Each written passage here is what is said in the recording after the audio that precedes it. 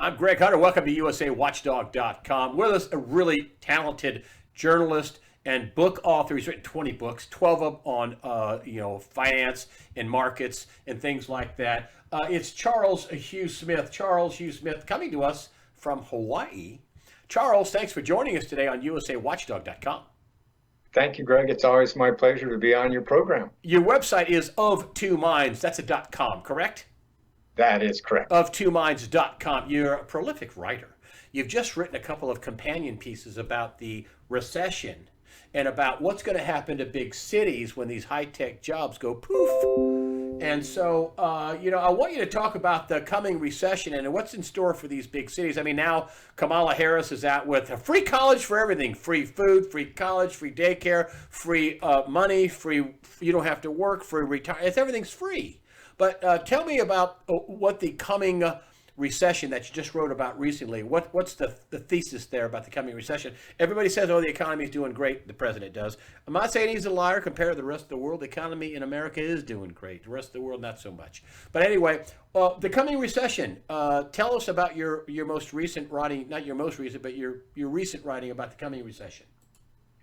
Okay, well, thanks for the question, Greg, because what I'm proposing is there's two ways an economy goes into recession. One is widespread financial fraud, which we saw in the savings and loan crisis in the 80s, and then which we saw again in the 2007-2008 crisis, where subprime mortgages, the whole system was fraudulent. And so that caused a tremendous loss of confidence and trust in the system, which triggered a financial crisis. The second kind is like the dot-com bubble in 2000.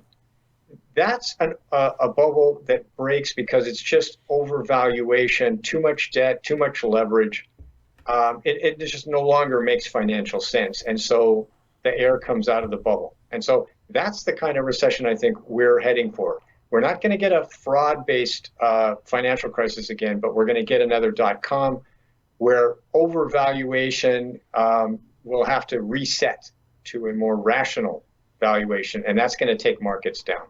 What do you make of the president who says we have the best economy they are? And listen, just for people, I'm not a Trump hater. I like him, actually. We'd be in a full-blown depression if he didn't repatriate all this money and cut, all this regulation and start drilling oil and getting out of the fraud of the Paris Climate Accord and the Iran no-signature fraud deal and the Trans-Pacific Partnership. But I digress. But he wants a rate cut. I heard Larry Kudlow talking about it now, talking about just this past weekend. We need some lower rates, and actually they were actually talking about quantitative easing, money printing. What do you make of that? Well, that's a great question, Greg. And I think the context for me is, is the stock market the equivalent of the economy, or is it only part of the economy? And what I think President Trump and many financial savvy people, they're all kind of assuming that the stock market equals the economy. So if the stock market's doing great, then the whole economy is doing great. But that's really not quite accurate, because the Wall Street can be doing great and Main Street can be suffering. And there's a lot of suffering and damage done in these asset bubbles. Like take housing. Well, housing, when it doubles or triples in value, it's great for people who already own it. But what about younger generations that want to buy and they've been priced out? So I don't think it's accurate to say the stock market is doing great, so therefore the entire economy is doing great. Parts of the economy are doing great, but other parts are not doing great. And those are the parts that may already be in recession. Do you have any sense of timing of when this could happen? Yeah, everybody wants to know that. And again, I think part of the difficulty in making that assessment is some parts of the economy are doing great. Like, social media, Google, generating huge profits.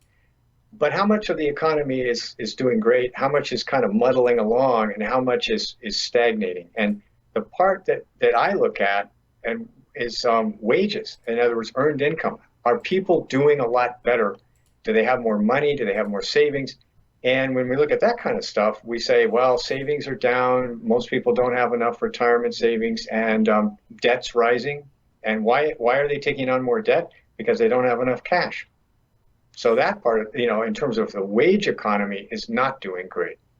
What would you be worried about? What would be the trigger event? Gerald Slente says oil prices spiking and war. And, we're seeing spiking oil prices, and we're seeing Iran, people who buy oil from Iran are going to be punished, in the latest thing. I don't know. What are your thoughts on that? What are your trigger mechanisms for, if this happens, watch out? Right. That's a very interesting topic because certainly oil is a go-to one. In other words, because it's a hidden tax, right? It's like it acts as a tax on the household budget because as you pay more for all your energy, then you're going to have less to spend in the rest of the economy.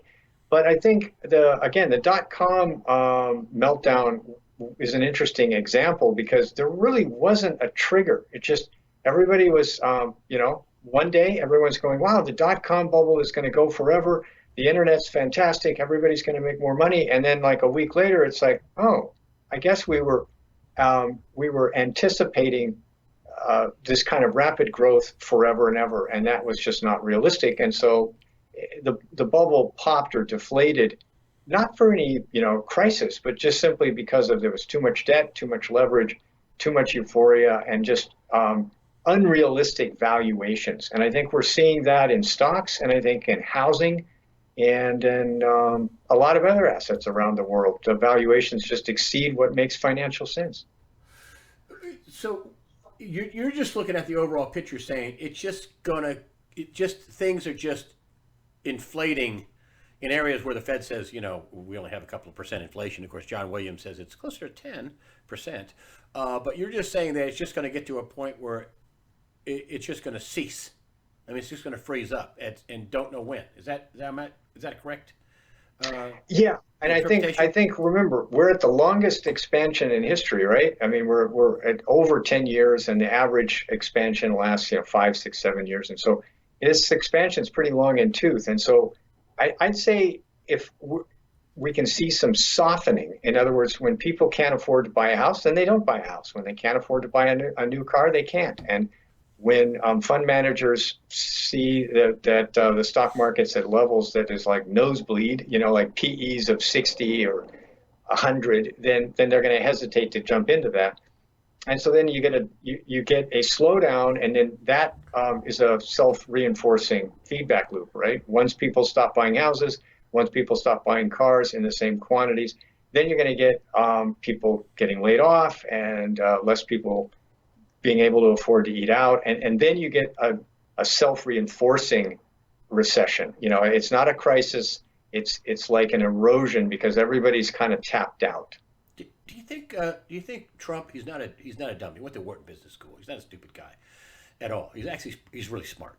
And Kudlow is not a stupid guy. Larry Kudlow, his top economic advisor. You think they know this already? What that I was just a little shaky. We better pour some coals to the fire here with rate cuts and some money printing.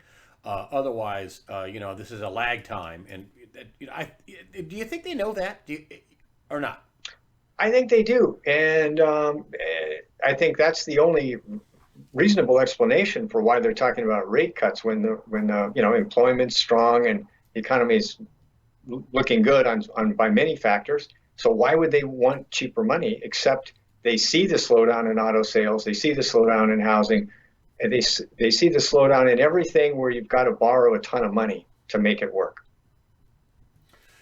Ooh, that's pretty good. Slow down in everything where you have to borrow a lot of money to make it work. Huh? That's very good. Actually, brilliant in its simplicity. Really, brilliant in simplicity. For a while, I've talked to my friend Dave Janda, and he thinks that an economic reset is coming. Although you listen to other people and they said, the rich don't want a reset because they're going to get creamed. They're not going to get bailed out next time. I mean, you hear Trump about the Puerto Rican debt. We're going to let that go. $74 billion. I know that's in the grand scheme of things of $250 trillion global debt is not that much, but boy, his thinking is we'll let that go. We're not bailing you out on that. Do you think Trump is trying to stretch this out to get to 2020? And if so, what's your scenario for, you talked about a reset. Is he going to try to stretch this out, and can he do it? And what happens if he does stretch it out and we get to 2020 after his election, if he's elected?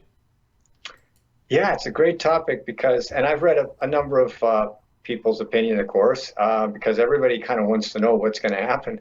Um, I think you're pushing a little bit on a string to get a 10-year long economic expansion to stretch out to 12 years. It's like you're pushing sand uphill at some point. Especially when as you said, inflation is roaring in assets. In other words, housing is unaffordable in many areas. The stock market's at nosebleed levels and so on. So it's kind of hard to push sand uphill enough to say we're going to get another 2 years of growth. But to say it can't happen, no, I don't think anybody can say it can't happen. But what we can say is debt levels are rising at rates that are much faster than earned income. So that's where you're going to get a reset at some point, because as costs go up faster than your wages go up and your debt levels are rising faster, then lowering interest rates gives you a little leeway, but only for a while, because as your debt keeps piling up, then your interest eventually goes up, even if rates drop a bit. I don't know if he can pull it off, but I think that's what he's trying to do. And then when he's reelected, oh, honey, hush. You're going to get we're going to let that go. I mean, I think we're not, everybody's not, he's going to save the republic is what I think. That's what in general, I don't have any sources that tell me that. I'm just saying he's a big picture guy. Pensions, maybe not so much. Your retirement, not so much. The bonds for state bonds, maybe not so much. I don't know what's going to do with the federal debt. Anyway, I'm talking too much. But what's the reset going to look like if and when, or excuse me, when it does happen? What do you think it's going to look like? Another great topic, Greg. And of course, you've had many guests speak to this. And I'm with most people that we look at history. Like, what happens? What does history teach us about this? And it kind of it's one way or the other, right? Either there's a debt deflation where the debt that can't be paid, debt that was borrowed by zombie corporations or by borrowers who really can't afford to keep servicing their debt, then the debt defaults and the losses have to be taken by somebody. And this tends to be a long, drawn-out process because nobody wants to take the losses. Somebody wants to pass it off onto somebody else, like the taxpayer. But the losses do get taken, and they hurt the economy. So you get a recession and a contraction in debt. And that's one avenue. The other avenue is, as you say, we're just going to give away more money, like backstop everybody. Like, oh, your $1 trillion pension fund's in the hole. Well, we'll just give you the trillion. Then you get inflation, right? Eventually, because you're piling up a ton of money into a system that you're not really creating any more goods and services. You're just adding money. And we saw that in the 70s, and a lot of people don't recall that, or they weren't alive at the time, but inflation will then eat you alive, even if it's only, quote, modest, like 8, 10, 12% a year. Well, run those numbers for a decade and see what happens. What do you think? I want to get to your city's piece. You wrote a piece about for lack of a better term, the feedback loop. They lose, we do get into recession. They lose these high-tech jobs. They lose these high-paying jobs. People flee the cities to somewhere more affordable, like, I don't know, Nashville, Tennessee, or Jackson, Mississippi, or St. Paul, Missouri, or wherever. They try to go somewhere where the cost of living isn't so high, and yet these big mega cities, Los Angeles, New York, Chicago, Seattle, all these places, they just double down on the misery. They just start raising taxes even higher. What do you make what happens to the big blue state cities when this thing does crash?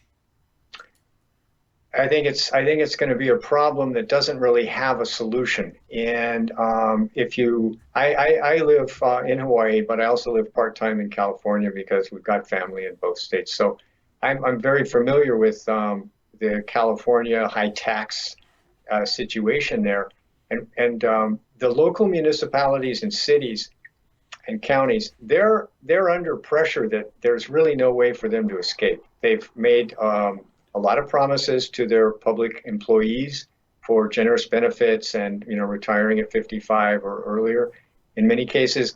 And then now they've got entrenched homeless encampments, which are really difficult to deal with. This like, and then you need social services, you need more policing, and this is really expensive. And so you have cities like Los Angeles throwing like billions of dollars to try to reduce their homeless problem, and it's not really being effective, right? And then, so what we see here is that's part of the equation, the feedback you're talking about, is these cities, these urban areas have already raised billions of dollars in taxes and fees and bond measures to try to tackle these things like traffic congestion, long commutes, unaffordable housing, homelessness, and they really haven't moved the needle very much. And so that's the problem, is these problems are not easily solved with just another $1 billion. It's like you can spend billions and they're still getting worse. And so that's why it's going to feed back in terms of people going, you know what, I'm not feeling like I'm getting ahead here. I feel like my life is degrading here. I'm getting burned out from long commutes, and my wages aren't rising fast enough to keep up with the cost of living here. So I got to bail out. And a lot of the people who will bail out are your most productive people, small business people. Yeah. The people who can. I know you're a smart guy. You write a lot. You have a big mind.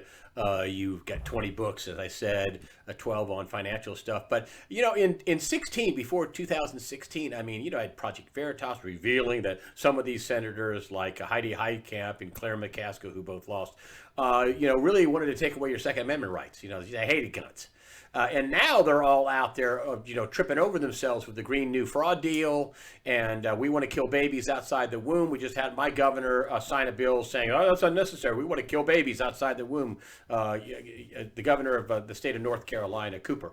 And so, I don't know how you win on, we're going to raise your taxes, we're going to make you eat better, we're going to control all your food, we want to kill babies. Now we have them, now you hear Pete Buttigieg or whatever his name is, they're coming up with opposition research, they're doing opposition research on Bernie Sanders and trying to tear him down again. So, what do you make of the dogfight? The ugly dogfight in the Democratic Party? They're anywhere but in lockstep. Well, it's certainly making great entertainment, and I don't mean to depreciate the political process, but it certainly seems like none of the conventional narratives are working, right? At least across the political spectrum, right? So you see people seeming to be desperate for something that's going to connect with the public and increase their popularity, and maybe more importantly, make sense of what's going on in our country and in the world. And I think the big problem is all these conventional narratives don't really make sense of the world. Whether it's, Russia's our enemy and we need to nuke them, or, we can solve all these problems if we just double your property tax. None of these narratives really make sense of what's going on, because the world is pretty complicated, and it's complicated within our country, and then our role in the world is complicated too. So everybody tries to simplify this thing down to get reelected, and then the public is going, well, actually, nothing that you're saying makes any sense. I don't think it's going to move the needle. So that's why we have this weird political frenzy, I think, kind of like the Colosseum in Rome, and they're tossing all these politicians in, and one guy's got a spear and the other guy's got a net, and they're all trying to eliminate the other one. And it's I don't think that's the way they're going to win. I have people, and I haven't talked about this much, but I've had Democrats write me. People say they're Democrats. Just write me email-wise and say, my family's long-life Democrats, and we're not going to vote Democrat anymore. What they're talking about, raising my taxes and open borders and taking away my Second Amendment rights and killing babies, and we're not down with that. And I've had several people, Democrats, telling me that. I know the independents aren't down with that. What do you make of that? There used to be Project Veritas would expose some craziness, but now it's all out of the bottle. It's all, we want to kill babies, raise taxes, we want the Green New Fraud deal. That doesn't make any sense. We want to, did I tell you, raise your taxes, Medicare for all, open borders, abolish ICE, sanctuary city. Democrats are writing me, telling me, no, we're not. I'm not down with that. What do you make of that? Yeah, it's certainly an interesting time in our history, and if we look at the world, it's instructive, I think, that we're not the only country which seems to be polarizing politically, and so then you see these outsiders get elected, like the comedian in Italy, Oh no, in Ukraine. yeah, and well, In Ukraine. but Beppo, I think the guy that the five-star guy was also a Oh, comedian in yeah, Italy. yeah. So Sorry. comedians are the guys who are winning. Well, maybe they make. Yeah, I mean, look at what about what's his name? It's a big club and you're not in it. George Carlin. I mean, funny, but true. It's a big yeah, club and you're not in it, which is oh ha ha he. That's true. yeah. And to tell the truth, Greg, when I look back, and I just was reading some history books about the American Revolution and that era, both it's the economy, not just the politics. I think we could be coming up to where the conventional parties are going to fall apart and be replaced with new structures. Much like the Whig Party just sort of dissolved and was replaced by the Republican Party. And both the conventional Democratic and Republican parties might not survive the next generation because they just simply aren't representing the people anymore. And we have to remember that the Republican Party, in general, viewed Trump as an outsider, and like he wasn't in their club, and so he shouldn't be running, and he certainly shouldn't win. So I think we're in a point where the parties are no longer speaking for many people, and so they're going to vote for individuals, and that's going to erode the political party's power. Voting for individuals. Do you think that what Trump is talking about, which I think he's just like, damn the torpedoes. If we have some inflation, fine, but we're going to keep the economy rolling till at least 2021. Do you think that has a negative effect on inflation? In other words, it'll go up, and a positive effect on gold and silver, meaning they'll go up. So do you think that what Trump will do to get to 2021, which, I hope he's elected. I hope not one of the crazy Bernie Sanders communist or Kamala Harris communist, Marxist, New World Order, globalist. I mean, they're not the party of the people anymore. The working guy, the Democrats, they're the party of the globalists and the New World Order and George Soros. But what do you think of that? Right. Well, we're not politicians, and so we're not under the same pressure. But if we put ourselves in their shoes, it's like, do you want, as a politician, are you going to choose a policy that's going to blow up the economy and make sure that you're going to lose the next election? Well, you wouldn't have gotten this far in politics if that had been your guiding philosophy, right? Right. So every president wants to get the political, the hard stuff done in the first 2 years of their term, so that they can rev the economy up and win a second term. I mean, that's pretty much the model for Democrats, Republicans, independents, you name it, right? It makes sense.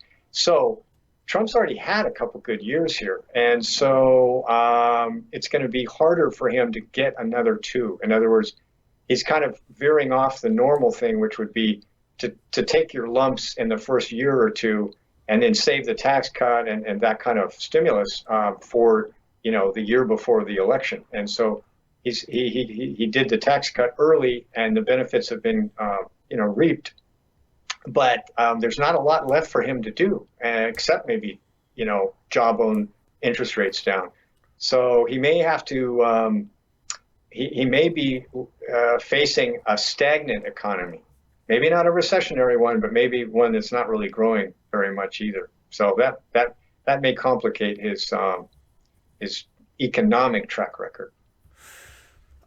What do you think of the press being sure, you've written a lot of stuff for mainstream media. You've written 20 books and tons of articles. I mean, you're a prolific writer on of2minds.com, which I'll link to. What do you make of the mainstream press now? The New York Times a couple of weeks ago came out and said, oh, yeah, that dossier is a problem. Maybe we need to investigate the investigators. New York Times. They know they've stepped in. And then you got Bob Woodward of Woodward and Bernstein, Watergate fame, which was a squirt gun fight. Give back your Pulitzer, Mr. Woodward, saying that, oh, yeah, that dossier, we got to get to the bottom of that, which they used to fraudulently spy on the president. And now you're seeing that there's some neurons touching together. Oh my gosh, we don't want to admit. And now you have Glenn Greenwald of The Interceptor saying, they don't want to admit it. Of course, they don't want to admit it. They were part of it, part of the media leak strategy, at least some of them. What do you make of the mainstream press? I don't know if they're going to be able to come back, but what say you? Is the mainstream media going to come back, or are they just going to keep on their propaganda role for the Democrats? Gosh, I'd love to be able to say that there's going to be some humility and some confessions of hubris and political bias, but it seems like they're just doubling down. And as an independent journalist myself, I was on the prop or not that fake news list that the Washington Post was hyping back in 2016. That anybody that questioned Hillary Clinton's credentials for the presidency was a Russian propagandist and therefore should be blacklisted. And so when you see that kind of stuff, if they don't back away from that, then I think they richly deserve to lose their credibility entirely, because they're not really reporting objectively anymore. And so if you're not reporting objectively, then you're basically just pushing your line of bias. That's and I propaganda. think people see through that. Yeah, people are seeing through that. Well, I mean, what did George Bush 43 say one time? He said it, I don't know, one of the guys in the Today Show or something, you're not as powerful as you used to be. No, they're not. Actually, and I don't believe any of the polls. Some poll came out with Political and somebody else, and, the president has the lowest poll rating. Oh, you mean like Hillary Clinton being up 12 points? You mean like that? I mean like one of those polls, like over and over again, we were told, he's going to get his clock clean. Don't worry about it. I don't believe anything they say. I don't believe a word they say. They told me it was the sun shining. I go out and look out my window. I don't believe a word they say. I mean, I don't think they. Do you think they have the same power they had? No, I think they're losing credibility, and then they're not sure how to deal with that, right? Because and that I think that may be feeding the sense of desperation we get. Very good. Now it's like, well, we need to, let's reinvent some other reason to impeach Trump. And everybody, even the people in the middle who didn't vote for Trump, are kind of going, when do we ever let go of these narratives that are obviously, simply not supported by facts? Yeah. And it's like, well, that doesn't seem to matter anymore. And that's hurting the nation as well as their credibility, right? Because we're all getting distracted with all these just fabrications which are being milked for political purposes, and that gets tiresome. As crazy as, some people don't like the president tweeting, but he's out tweeting, CNN's at all-time record lows. He said over and over again that this was a witch hunt. It was. It was a phony counter-terrorism investigation where they put spies into his campaign. You can't make that up. And they never did get anything. Lisa Page said that there was not a crime by the time Mueller was seated. There was no crime. Wow, illegitimate, witch hunt. But yet they spin this like our president's a Russian spy. Meanwhile, Hillary Clinton had a unprotected server to hide the fact she was taking treasonous charities to a global charity fraud. Treasonous bribes to a global charity fraud. But not a word about that. I mean, what are they going to do when they have the arrests start coming? Because there's going to be arrests, right? Do you think that? Well, I would like to think so because, any nation which is a democracy, which, we claim to be, we rely on our federal law enforcement agencies to be uncorruptible, right? Because if our top law enforcement and national security agencies are riddled with people pursuing their own personal agendas, then they can't protect the nation by weeding out falsehoods and so-called fake news. And so if they're propagating fake news, then we're losing faith in our federal law enforcement too. So to clean that up, they're going to have to investigate everybody that did the investigation. And that's really an essential part of democracy. You think that when the president says, and see, I think he's spot on, that, fake news and these people that perpetrated, the New York Times, the Washington Post, who put you on that list, which was invented by some Soros, somebody, some lefty. Anyway, do you think they're an enemy of the people? The mainstream press propagating this fake story, this fake narrative for almost 2 years? I think they're undermining democracy by removing by undermining journalism, in which now anybody that is well informed knows they can't really take a mainstream corporate media outlet story as factual. They're going to have to like either do the research themselves, or they're going to have to verify it with multiple sources.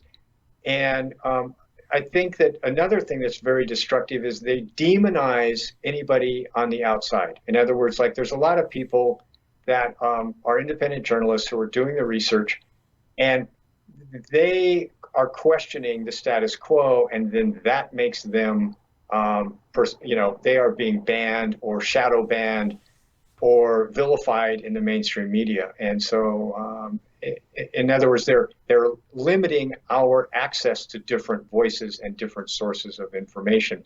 In a democracy, we're supposed to decide what we feel is the priority, and what's amidst all the different things, this is what's important, and if we're not allowed to make those decisions, then we don't really have a democracy. If we're just being force-fed, one position. Two questions before we close out. I'm going to circle back to the economy. Do you think people should protect themselves for the coming recession? And if so, how would they do it? Great question, Greg. And I know you've covered this many, many times, but you want to have some sort of hedge. You don't want to have all your assets in one basket, right? So you don't want to have all your money in the stock market, because if it does go down, which history says they all go down, right? There is no market that rises forever and ever. Then, you want to have some bonds or precious metals, and you want to have your income, your household budget really tightly aligned with your income. You don't want to be spending more than you make, and you want to be able to save. And you have to do whatever it takes to do that before the recession, because then if your income takes a hit, it's too late. You're underwater. You don't want to be underwater with few options. You want to get ahead of the curve, cut your expenses, and be able to go into a recession with savings. You're working on your 21st book, I think. You're going to come up with another book. What's your next book going to be about? I know you told me you don't have a title, but it's about artificial intelligence, AI. Right. It's called AI for the People is my working title.